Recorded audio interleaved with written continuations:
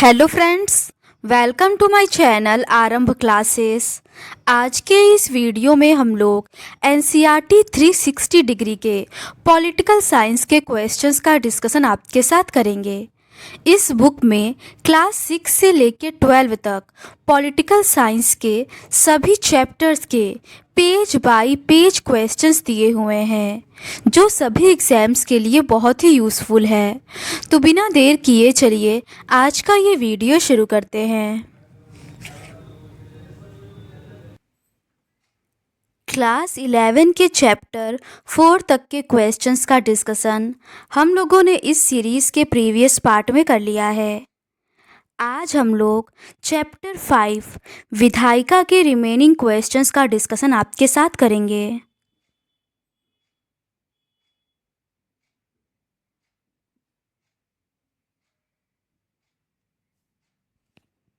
Question number 23 है, निम्नलिखित में से कौन कथन असत्य है।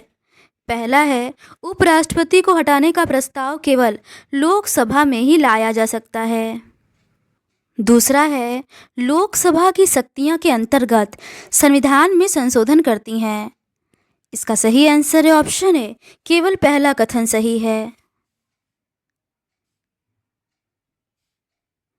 लोकसभा की शक्तियां संघ सूची और संवर्ती सूची के विषयों पर कानून बनाती है, धन विधेयकों और सामान्य विधेयकों को प्रस्तुत और पारित करती है, कर प्रस्तावों, बजट और वार्षिक वित्तीय वक्तव्यों को स्वीकृति देती है, प्रश्न पूछकर, पूरक प्रश्न पूछकर, प्रस्ताव लाकर और अविश्वास प्रस्ताव के माध्यम से कार्यपालिका को नियंत्रित करती है, संविधान में संशोधन करती है, आपातकाल की घोषणा को स्वीकृति देती है, राष्ट्रपति और उपराष्ट्रपति का चुनाव करती है तथा उन्हें और सर्वोच्च न्यायालय और उच्च न्यायालय के न्यायाधीशों को हटा सकती है, समिति और आयोगों का गठन करती है और उनके प्रतिवेदनों पर विचार करती हैं। राज्यसभा की शक्तियां सामान्य विधेयकों पर विचार कर उन्हें पारित करती है और धन विधेयकों में संशोधन प्रस्तावित करती है, संवैधानिक संशोधनों को पारित करती है, प्रश्न पूछकर तथा संकल्प और प्रस्ताव प्रस्तुत करके कार्यपालिका पर नियंत्रण करती है, राष्ट्रपति और उपराष्ट्रपति का चुनाव में भागीदारी करती है तथा उन्हें और सर्वोच्च न्यायालय व उच्च न्यायालय के न्यायाधीशों को हटा सकती है। उपराष्ट्रपति को हटाने का प्रस्ताव केवल राज्यसभा में ही लाया जा सकता है। यह संसद को राज्य सूची के विषयों पर कानून बनाने का अधिकार दे सकती है। अगला प्रश्न है, यदि केंद्र सरकार राज्य सूची के किसी विषय को राष्ट्रहित में संघीय सूची या संवर्ती सूची में हस्तांतरित करना चाहे तो इसका सही आंसर है ऑप्शन बी, राज्यसभा की स्वीकृति आवश्यक है। राज्यसभा की विशेष शक्तियाँ। राज्यसभा राज्यों का प्रतिनिधित्व करने वाली संस्था है। इसका उद्देश्य राज्य के हितों का संरक्षण करना है, इसीलिए राज्य के हितों को प्रभावित करने वाला प्रत्येक मुद्दा इसकी सहमति और स्वीकृति के लिए भेजा जाता है। जैसे यदि केंद्र सरकार राज्य सूची के किसी विषय को राष्ट्रहित में संघीय सूची या संवर्ती सूची में हस्तांतरित करना चाहे तो उसमें राज्यसभा की स्वीकृति आवश्यक है। इस प्रावधान से राज्यसभा की शक्ति बढ़ती है, लेकिन अनुभव के आधार पर तो यही लगता है कि राज्यसभा के सदस्य अपने राज्यों से अधिक अपने अपने दलों का प्रतिनिधित्व करते हैं। अगला प्रश्न है, लोकसभा की विशेष शक्तियों के संदर्भ में निम्न में से कौन कथन असत्य है। इसका सही आंसर है ऑप्शन ए, लोकसभा और राज्यसभा में धन विधेयक प्रस्तुत किए जा सकते हैं और वही उसे संशोधित या अस्वीकृत कर सकती है। ये कथन असत्य है। मंत्रिपरिषद केवल लोकसभा के प्रति उत्तरदायी होती है, राज्यसभा के प्रति नहीं। ये सही है। संविधान द्वारा अपनाई गई लोकतांत्रिक व्यवस्था में जनता के पास अंतिम शक्ति होती है। ये कथन भी सही है। और जनता के द्वारा प्रत्यक्ष विधि से निर्वाचित प्रतिनिधियों के पास ही सरकार को हटाने और वित्त पर नियंत्रण रखने की शक्ति होती है। ये कथन भी सही है। लोकसभा की विशेष शक्तियाँ। कुछ ऐसी शक्तियाँ हैं जिनका प्रयोग केवल लोकसभा ही कर सकती है। केवल लोकसभा में ही धन विधेयक प्रस्तुत किए जा सकते हैं और वही उसे संशोधित या अस्वीकृत कर सकती है। मंत्रिपरिषद केवल लोकसभा के प्रति उत्तरदायी होती है, राज्यसभा के प्रति नहीं। अतः राज्यसभा सरकार की आलोचना तो कर सकती है, पर उसे हटा नहीं सकती। राज्यसभा को जनता नहीं बल्कि विधायक चुनते हैं। अतः संविधान ने राज्यसभा को लोकसभा के बराबर शक्तियां नहीं दी। संविधान द्वारा अपनाई गई लोकतांत्रिक व्यवस्था में जनता के पास अंतिम शक्ति होती है। इस तर्क के अनुसार जनता के द्वारा प्रत्यक्ष विधि से निर्वाचित प्रतिनिधियों के पास ही सरकार को हटाने और वित्त पर नियंत्रण रखने की शक्ति होनी चाहिए। अगला प्रश्न है, निम्नलिखित में से किस प्रक्रिया में लोकसभा और राज्यसभा की शक्तियां समान है? इसका सही आंसर है ऑप्शन डी, उपर्युक्त सभी। सामान्य और संवैधानिक विधेयकों को पारित करने में, राष्ट्रपति पर महाभियोग लगाने में और उपराष्ट्रपति को हटाने में। संविधान द्वारा अपनाई गई लोकतांत्रिक व्यवस्था में जनता के पास अंतिम शक्ति होती है। इस तर्क के अनुसार जनता के द्वारा प्रत्यक्ष विधि से निर्वाचित प्रतिनिधियों के पास ही सरकार को हटाने और वित्त पर नियंत्रण रखने की शक्ति होती है। इसके अतिरिक्त सामान्य और संवैधानिक विधेयकों को पारित करने, राष्ट्रपति पर महाभियोग लगाने तथा उपराष्ट्रपति को हटाने आदि के संबंध में लोकसभा और राज्यसभा की शक्तियां समान हैं। अगला प्रश्न है, निम्नलिखित में से कौन कथन सत्य है?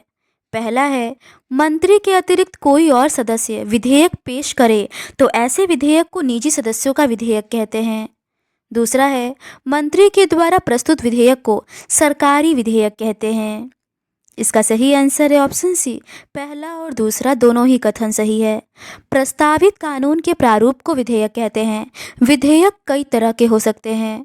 मंत्री के अतिरिक्त कोई और सदस्य विधेयक पेश करे तो ऐसे विधेयक को निजी सदस्यों का विधेयक कहते हैं। मंत्री के द्वारा प्रस्तुत विधेयक को सरकारी विधेयक कहते हैं। विधेयक के विभिन्न प्रकार: सरकारी विधेयक, निजी सदस्यों के विधेयक, गैर वित्त विधेयक, सामान्य विधेयक, संविधान संशोधन विधेयक। अगला प्रश्न है, विधेयक बनाने में निम्नलिखित में से किन बातों का ध्यान रखना पड़ता है? इसका सही आंसर है ऑप्शन डी, उपर्युक्त सभी। कानून को लागू करने के लिए जरूरी संसाधनों को कहां से जुटाया जाएगा? विधेयक का कितना समर्थन और विरोध होगा? प्रस्तावित कानून से सत्तारूढ़ दल की चुनावी संभावनाओं पर क्या प्रभाव पड़ेगा? संसद में विधेयक प्रस्तुत किए जाने से पहले ही इस बात पर काफ़ी बहस होती है कि उस विधेयक की क्या ज़रूरत है। कोई राजनीतिक दल अपने चुनावी वायदों को पूरा करने या आगामी चुनावों को जीतने के इरादे से किसी विधेयक को प्रस्तुत करने के लिए सरकार पर दबाव डाल सकता है। अपने हित समूह, मीडिया और नागरिक संगठन भी किसी विधेयक को लाने के लिए सरकार पर दबाव डाल सकते हैं। अतः कानून बनाना केवल एक विधायी प्रक्रिया ही नहीं बल्कि राजनीतिक प्रक्रिया भी है। विधेयक बनाने में अनेक बातों का ध्यान रखना पड़ता है, जैसे कानून को लागू करने के लिए जरूरी संसाधनों को कहां से जुटाया जाएगा, विधेयक का कितना समर्थन और विरोध होगा, प्रस्तावित कानून से सत्तारूढ़ दल की चुनावी संभावनाओं पर क्या प्रभाव पड़ेगा। खास तौर पर आज के गठबंधन सरकारों के युग में सरकार द्वारा प्रस्तावित विधेयक को गठबंधन के सभी घटक दलों का भी समर्थन प्राप्त होना चाहिए। इन व्यवहारिक बातों की उपेक्षा नहीं की जा सकती। कानून बनाने का निर्णय लेने से पहले मंत्रिमंडल इन सभी बातों पर विचार करता है। अगला प्रश्न है, विधेयक के संदर्भ में निम्न में से कौन कथन असत्य है?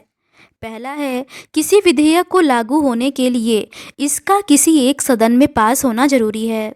दूसरा है, यदि प्रस्तावित विधेयक पर दोनों सदनों के बीच मतभेद हो तो उसे संसद के संयुक्त अधिवेशन के माध्यम से सुलझाने की कोशिश की जाती है। तीसरा है, राज्यसभा 21 दिनों तक उस पर कोई निर्णय न ले तो उसे राज्यसभा के द्वारा पारित मान लिया जाता है। इसका सही आंसर है ऑप्शन सी, पहला और तीसरा कथन असत्य है।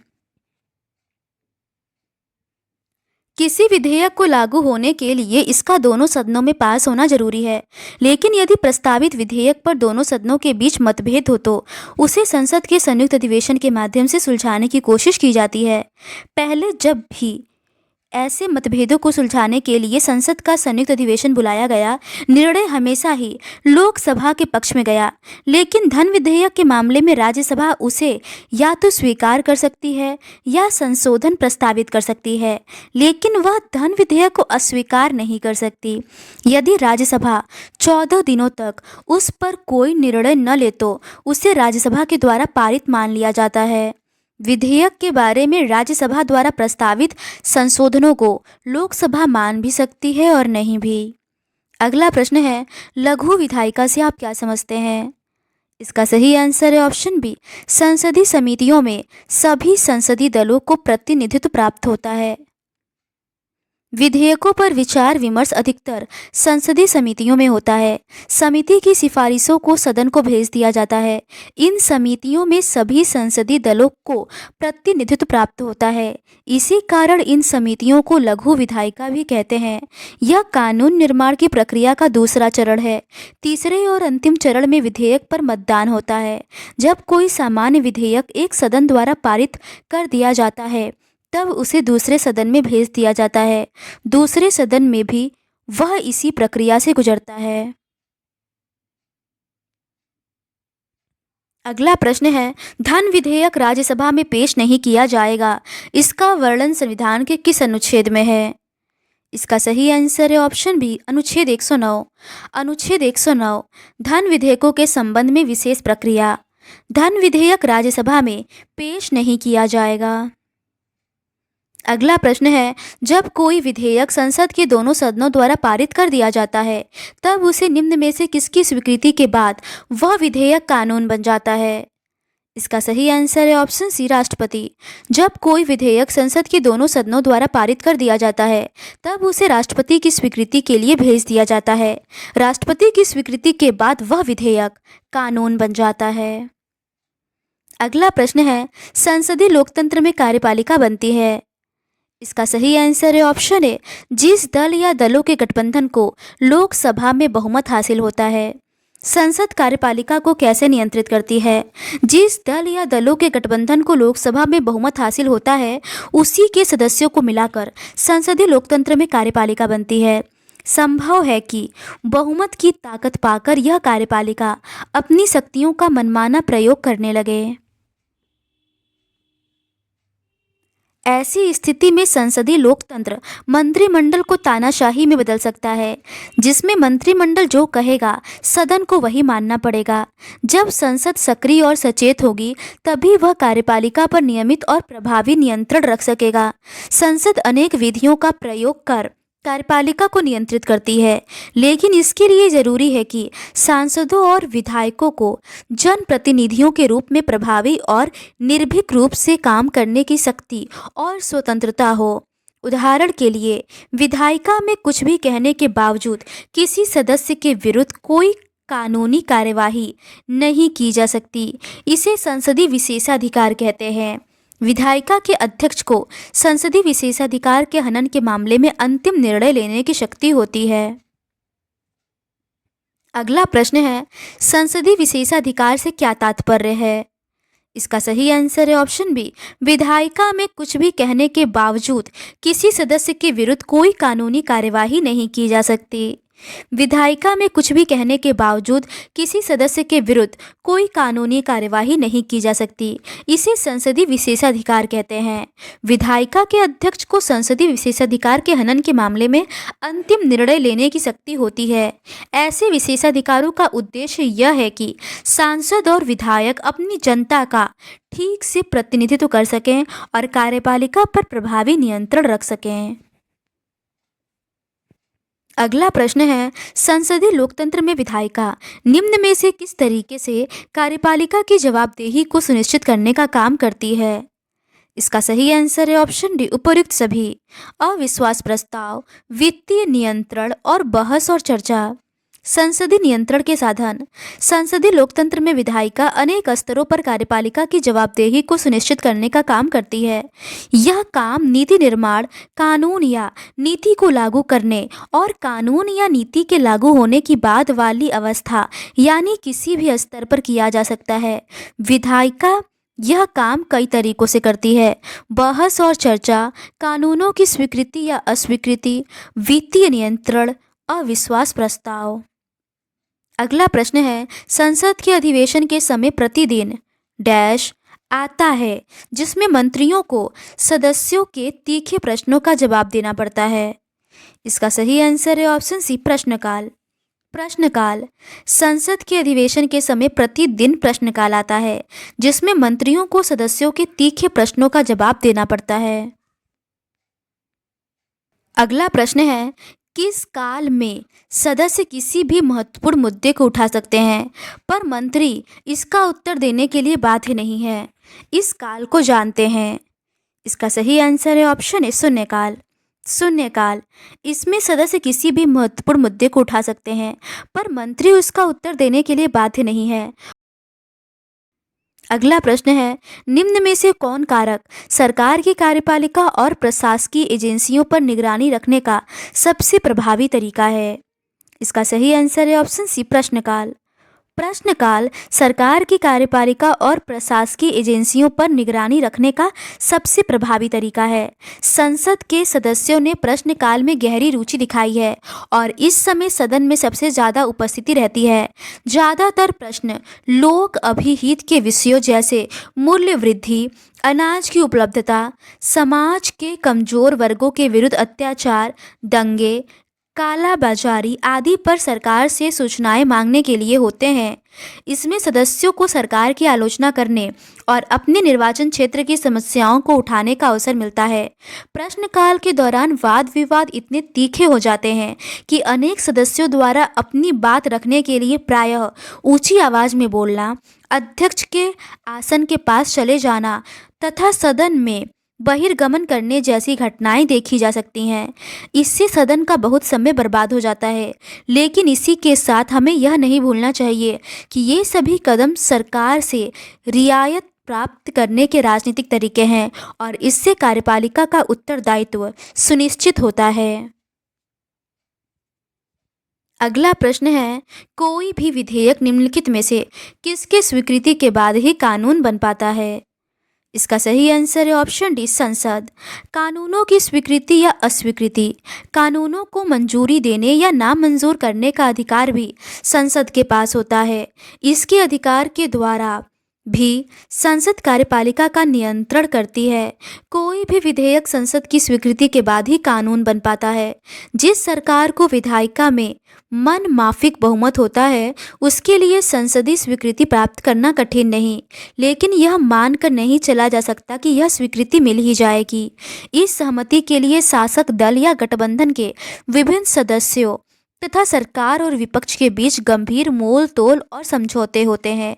यदि सरकार के पास लोकसभा में तो बहुमत हो पर राज्यसभा में न हो, तब संसद के दोनों सदनों की स्वीकृति प्राप्त करने के लिए सरकार को काफ़ी रियायतें देनी पड़ती हैं। अनेक विधेयकों मसलन लोकपाल विधेयक, आतंकवाद निरोधक विधेयक को राज्यसभा ने अस्वीकृत कर दिया। अगला प्रश्न है, निम्नलिखित में से कौन कथन सत्य है? पहला है, संसदीय स्वीकृति के लिए बजट बनाना और उसे पेश करना सरकार की संवैधानिक जिम्मेदारी है। इस जिम्मेदारी के कारण विधायिका को कार्यपालिका के खजाने पर नियंत्रण करने का अवसर मिल जाता है। दूसरा है, वित्तीय नियंत्रण द्वारा न्यायपालिका सरकार की नीतियों पर भी नियंत्रण करती है। इसका सही आंसर है ऑप्शन ए, केवल पहला कथन सत्य है। वित्तीय नियंत्रण सरकार के कार्यक्रमों को लागू करने के लिए वित्तीय संसाधनों की व्यवस्था बजट के द्वारा की जाती है। संसदीय स्वीकृति के लिए बजट बनाना और उसे पेश करना सरकार की संवैधानिक जिम्मेदारी है। इस जिम्मेदारी के कारण विधायिका को कार्यपालिका के खजाने पर नियंत्रण करने का अवसर मिल जाता है। सरकार के लिए संसाधन स्वीकृत करने से विधायिका मना कर सकती है।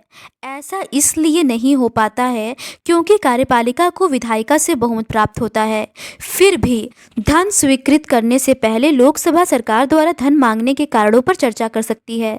वह भारत के नियंत्रक महालेखा परीक्षक और संसद की लोक लेखा समिति की रिपोर्ट के आधार पर धन के दुरुपयोग के मामलों की जांच कर सकती है। लेकिन संसदीय नियंत्रण का एकमात्र उद्देश्य सरकारी धन के सदुपयोग को सुनिश्चित करना नहीं होता। वित्तीय नियंत्रण द्वारा विधायिका सरकार की नीतियों पर भी नियंत्रण करती है। अगला प्रश्न है, संसद द्वारा कार्यपालिका को उत्तरदायी बनाने का सबसे सशक्त हथियार निम्नलिखित में से कौन है? इसका सही आंसर है ऑप्शन डी, अविश्वास प्रस्ताव।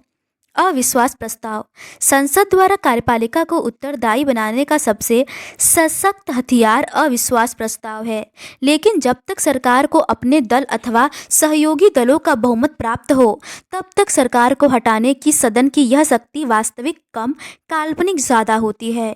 लेकिन सन 1989 के बाद से अपने प्रति सदन के अविश्वास के कारण अनेक सरकारों को त्याग पत्र देना पड़ा। इनमें से प्रत्येक सरकार ने लोकसभा का विश्वास खोया क्योंकि वह अपने गठबंधन के सहयोगी दलों का समर्थन बनाए न रख सकी। अगला प्रश्न है, कब से भारत में संसद की अस्थायी समितियों की प्रणाली विकसित की गई है? इसका सही आंसर है ऑप्शन बी, 1983। संसदीय समितियां विभिन्न विधायी कार्यों के लिए समितियों का गठन संसदीय कामकाज का एक महत्वपूर्ण पहलू है। ये समितियां केवल कानून बनाने में ही नहीं वरन सदन के दैनिक कार्यों में भी अत्यंत महत्वपूर्ण भूमिका निभाती हैं। चूंकि संसद केवल अपने अधिवेशन के दौरान ही बैठती है, इसीलिए उसके पास अत्यंत सीमित समय होता है। किसी भी कानून को बनाने के लिए उससे जुड़े विषय का गहन अध्ययन करना पड़ता है। इसके लिए उस पर ज़्यादा ध्यान और समय देने की ज़रूरत पड़ती है। इसके अतिरिक्त और भी महत्वपूर्ण कार्य होते हैं, जैसे विभिन्न मंत्रालयों की अनुदान मांगों का अध्ययन, विभिन्न विभागों के द्वारा किए गए खर्चों की जांच, भ्रष्टाचार के मामलों की पड़ताल आदि। संसदीय समितियां यह सब कार्य करती हैं। 1983 से भारत में संसद की अस्थायी समितियों की प्रणाली विकसित की गई। विभिन्न विभागों से संबंधित ऐसी 20 समितियां हैं। स्थायी समितियां विभिन्न विभागों के कार्यों, उनके बजट, खर्च तथा उनसे संबंधित विधेयकों की देखरेख करती हैं।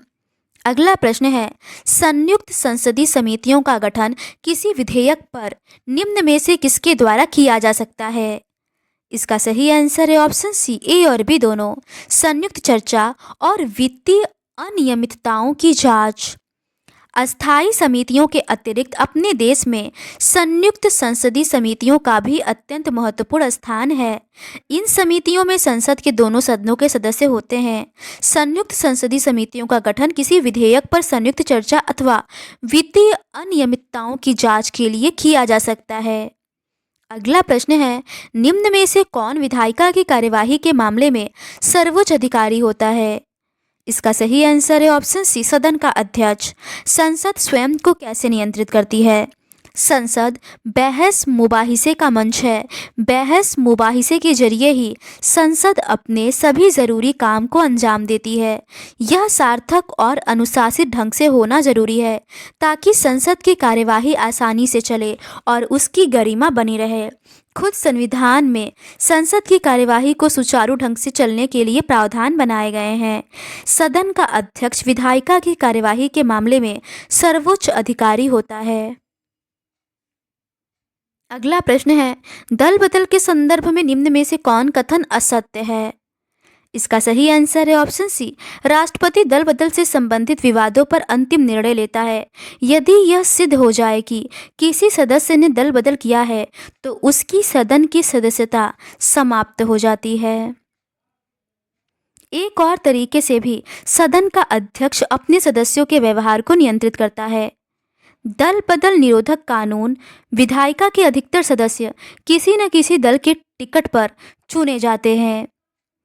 यदि चुने जाने के बाद वे अपनी पार्टी छोड़ना चाहें तो क्या होगा? स्वतंत्रता के काफ़ी समय बाद तक यह समस्या बनी रही। अंततः दलों में इस बात पर आम सहमति बनी कि किसी दल के टिकट पर निर्वाचित विधायक या सांसद को दल बदल करने से रोका जाना चाहिए। इसके लिए 1985 में संविधान का 52nd संशोधन किया गया। इसे दल बदल निरोधक कानून कहते हैं। इसे बाद में 91वें संविधान संशोधन द्वारा दोबारा संशोधित किया गया। सदन का अध्यक्ष दल बदल से संबंधित विवादों पर अंतिम निर्णय लेता है यदि यह सिद्ध हो जाए कि किसी सदस्य ने दल बदल किया है। अगला प्रश्न है, दल बदल क्या है? इसका सही आंसर है ऑप्शन डी, उपर्युक्त सभी। कोई सदस्य अपने दल के नेतृत्व के आदेश के बावजूद सदन में उपस्थित न हो, दल के निर्देश के विपरीत सदन में मतदान करे, स्वेच्छा से दल की सदस्यता से त्याग पत्र दे दे तो। दल बदल, यदि कोई सदस्य अपने दल के नेतृत्व के आदेश के बावजूद सदन में उपस्थित न हो या दल के निर्देश के विपरीत सदन में मतदान करे अथवा स्वेच्छा से दल की सदस्यता से त्यागपत्र दे दे तो उसे दल बदल कहते हैं।